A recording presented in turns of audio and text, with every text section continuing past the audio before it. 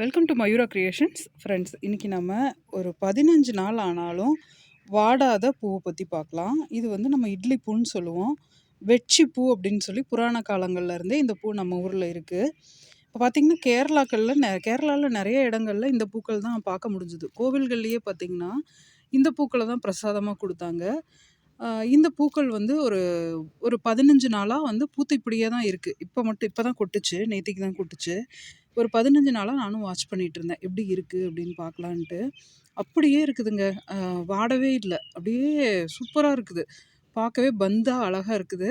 அதோட இந்த பூக்கள் வந்து நம்ம கட்டி வச்சோன்னு வச்சுக்கோங்க, மல்லிகைப்பூ கூடவோ முல்லைப்பூ கூடவோ இடையில வச்சு கட்டி வச்சோம்னா அவ்வளோ அழகாக இருக்குது பார்க்குறதுக்கு.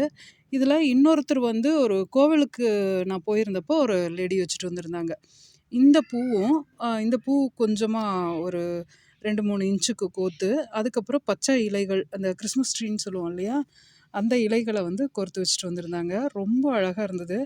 அதாவது ரொம்ப ஈஸி மெயின்டெனன்ஸில் வேணும், பராமரிப்பு வந்து ரொம்ப ஈஸியாக இருக்கணும், அதே சமயத்தில் ஏதாவது பூ வேணும், கலர் கலராக இருக்கணும் அப்படின்னு ஆசைப்படுறவங்க இந்த வெரைட்டி பூவை வந்து நம்ம வைக்கலாம்.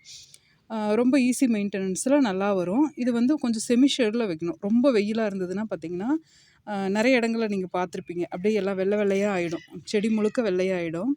அதனால கொஞ்சம் செமி ஷேடாக இருக்கிற இடங்களில் வைக்கலாம். இதில் நிறைய கலர்கள் வருது. இதில் ரொம்ப அட்ராக்டிவாக இருக்கிறது ரெட்டு. மற்ற கலர்களும் நிறைய பேர் விரும்புகிறாங்க. இது வந்து நமக்கு எப்பாவது ஒரு டைம் தான் கிடைக்குது இந்த வெட்சிப்பூ. இது வந்து நம்ம வெப்சைட்டில் நான் அப்டேட் பண்ணியிருக்கிறேன். தேவைப்படுறவங்க அதுலேயும் ஆர்டர் பண்ணலாம். உரங்கள் என்ன கொடுக்குறோம் அப்படின்னும், உரங்கள்லாம் பெருசாக ரொம்பவும் இந்த செடிக்கு தேவையில்லை. தரையில் வைக்கிற மாதிரி ஐடியா இருந்ததுன்னா உரமே தேவையில்லை.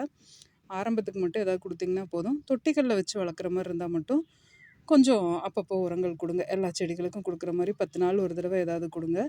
மற்றபடி ரொம்ப நல்லா வந்து அழகாக பூ வைக்கும். பராமரிப்பே என்னால் முடியாது அப்படிங்கிறவங்க இதை செலக்ட் பண்ணிக்கலாம். நமக்கு பூவும் கிடைக்கும், பராமரிப்பும் அதிகம் இல்லை. இதை முயற்சி பண்ணி பாருங்கள்.